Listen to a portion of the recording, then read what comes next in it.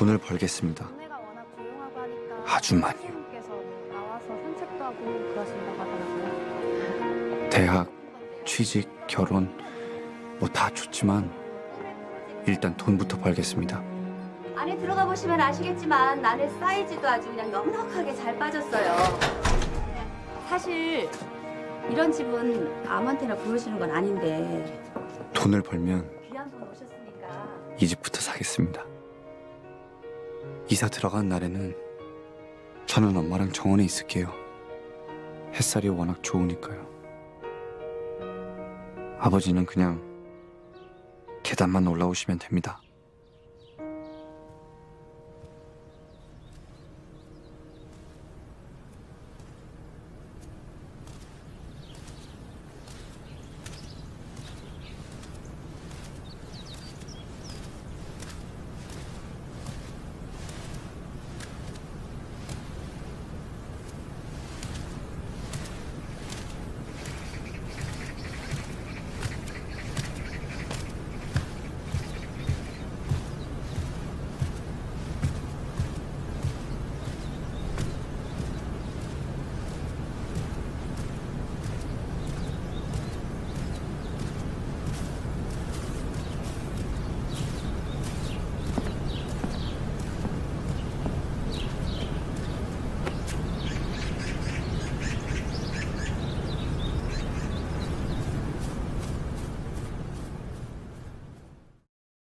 안녕하세요. 카산드라TV의 제이크입니다. 오늘은 영화 기생충에서 다루고 있는 자본주의 사회의 현실과 계층 이동에 대해서 알아보는 시간을 가져보겠습니다. 기생충이라는 영화는 열린 영화로 다양하게 해석할 수 있겠습니다만 일반적인 해석은 자본주의 사회의 현실과 계층 이동을 그린 영화로 해석하는 것 같습니다. 일단 일반적인 해석인 자본주의를 그린 영화라는 해석을 따라가겠습니다. 일반적으로 자본주의를 다루는 영화는 부자와 가난한 사람의 계급 갈등을 묘사합니다. 대부분의 유형은 부자가 가난한 사람을 착취하는 구조입니다. 그러나 영화 기생충도 그렇게 스테레오타입을 묘사했다면 아마도 이번에 아카데미상을 수상할 수 없었겠죠. 영화 기생충은 기존의 자본주의를 다루는 영화의 스테레오타입을 벗어나 특이한 모습을 보여줍니다. 가난한 기택인의 가족이 부자인 박 사장 가족을 착취하는 모습과 또 자기보다 더욱 가난한 가정부 부부를 착취하는 모습을 차례로 보여줍니다. 가난한 사람이 부자를 착취하는 모습은 복지와 사회적 안전망에 가난한 사람들이 무임승차하는 모습을 연상시킵니다. 빈자가 부자를 착취하는 문제는 최근 나타나는 자본주의 사회의 문제이기도 하죠. 자본주의가 발달하면서 3인주의 체제에서는 보편복지를 확충하고 신자유주의 체제에서는 선별복지와 사회적 안전망을 확충하게 되는데요. 그런데 이 복지와 사회적 안전망이 지속되기 위해서는 경제가 지속적으로 성장해야 하며 사회 구성원 모두가 고도의 근로윤리를 갖추고 있어야만 합니다. 2010년대에 들어서 한국에서는 글로벌 금융위기에도 불구하고 박근혜 정부가 복지와 사회적 안전망을 대폭 늘렸었습니다. 박근혜 정부는 노무현 정부 때보다 GDP 대비 복지 지출 비율로는 7%에서 10%로 늘렸는데 이는 금액으로 보면 2배로 늘린 것이나 마찬가지입니다. 그런데 그때 거의 대부분의 선진국들은 복지와 사회적 안전망을 대폭 축소했었습니다. 축소한 이유로는 두 가지가 있습니다. 첫 번째로 글로벌 금융위기로 복지의 재원이 줄어들었기 때문이고 두 번째로는 시리아 사태입니다. 시리아 사태로 근로윤리가 부족한 혹은 일할 기회를 얻지 못한 북아프리카 이민자들이 유럽에 급격하게 몰려들면서 복지 무임승차가 대거 발생했기 때문입니다. 영화 기생충에서 가난한 사람이 부자들을 착취하는 모습 외에도 가난한 사람이 더 가난한 사람을 착취하는 모습도 상당히 인상적인데요. 사실 이러한 모습은 자본주의 사회에서는 일반적인 모습입니다.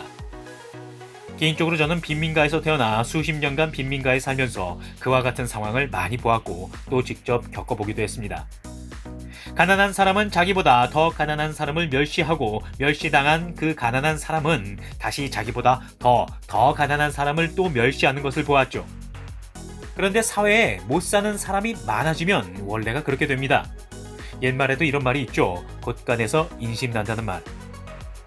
아무튼 이렇게 가난한 사람이 부자에 기생하고 가난한 사람이 더 가난한 사람을 착취하는 자본주의의 모습은 자본주의가 힘을 잃을 때, 즉 일자리가 부족해지고 경제가 침체할 때, 혹은 부자가 적어지고 가난한 사람이 많아질 때 더욱 뚜렷하게 나타납니다. 이러한 착취를 해결하는 방안으로 최근까지도 정태인 씨와 한겨레 또는 오마이뉴스를 비롯해 한국의 진보 좌파들은 사회주의로 나아가야 한다고 하면서 21세기 사회주의를 주창하는 베네수엘라를 본받자고 했습니다만 사회주의는 결코 답이 될 수 없죠. 사회주의는 종국적으로 만인에 대한 착취로 귀결되게 됩니다. 자, 경제가 침체해서 생기는 문제는 경제를 활성화시켜서 해결하는 게 당연한 거죠. 신자유주의 선봉국가 호주를 보십시오. 29년 연속 경제성장 세계 신기록을 세우는 나라, 그런 나라가 우리나라의 답이 되는 거죠. 사회주의 베네수엘라는 절대로 답이 될 수 없습니다. 저는 봉준호 감독이 신자유주의적 세계관을 가졌다고 보지는 않습니다만 영화 기생충에서는 자본주의 사회에서의 계층 상승만이 지하층에 갇힌 기택을 올라오게 하는 유일한 해결책이라고 하면서 영화를 마칩니다. 그런데 사실 계층 상승, 그것도 최하층에서 최상층으로 올라가는 계층 상승이 당대에 이루어지는 것은 거의 불가능합니다. 물론 모르죠. 어떤 수를 써서 가능하게 만들 수도 있을지도. 계층 상승에 관해서 우리가 사는 시대는 어떤 상황인지를 알아보고자 지금까지 제가 영화 기생충 이야기를 꺼냈는데요. 아마도 한국과 미국이 계층 상승 기회가 거의 없는 닫힌 체제라고 알고 있는 사람들이 많은 것 같습니다. 그럼 실제로 어떤지 한번 알아보겠습니다. 최근 세계 경제 포럼 WEF에서는 세계 각국의 계층 이동 가능성을 조사한 바 있습니다. 세계 경제 포럼이 조사한 바에 따르면 한국은 저소득층이 중산층으로 올라가는 데 평균적으로 대략 5세대가 걸립니다. 참고로 2019년 기준으로 한국에서 중산층은 가구 근로소득으로는 월 140만 원만 벌면 중산층에 들어갑니다. 한국 중산층의 범위가 가구 근로소득 월 140에서 420만 원 정도 버는 가구들이 중산층이라는 이야기죠. 개인 근로소득으로 환산하면 월 80만 원 정도만 벌면 한국에서는 중산층에 들어갑니다. 소득 기준이 너무 낮다고 생각하시는 분들이 많으실 텐데 이것은 제가 나중에 다른 방송에서 설명드리겠습니다. 다만 세계 경제 포럼에서 중산층은 소득 기준으로만 정한 것은 아니고 다양한 사회적 기준을 가지고 평가한 것으로 보입니다.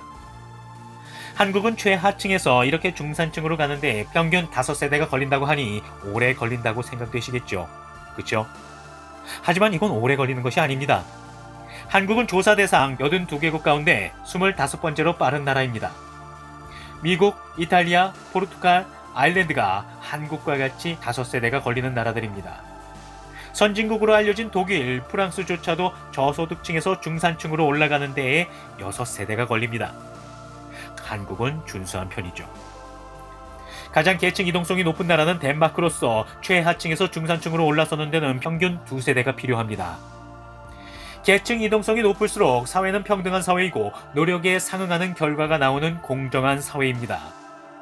보통 사회적 안전망이 잘 갖춰져 있어서 일자리를 잡기 쉽고 소득 불평등이 적을수록 그리고 정치적으로 안정되어 있으며 인구가 적을수록 중산층으로 올라가는 데에 시간이 적게 듭니다.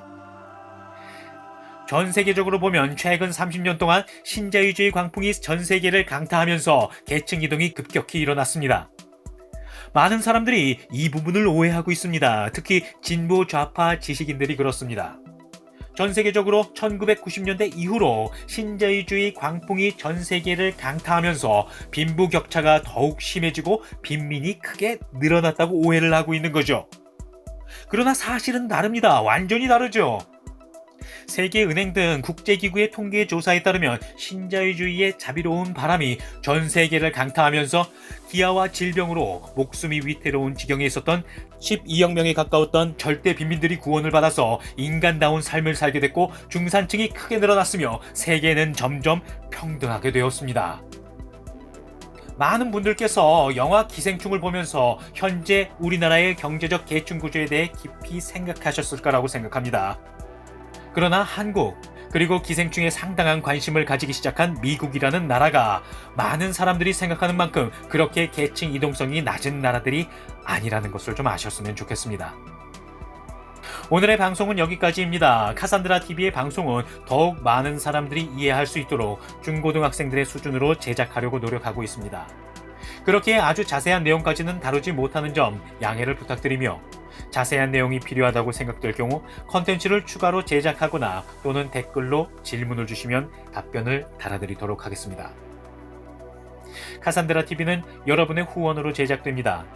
지금까지 후원해주신 모든 분들께 감사드리며 앞으로도 적극적인 후원 부탁드리겠습니다. 저희도 대한민국과 시청자분들께 더욱 도움이 되는 방송으로 보답해드리겠습니다.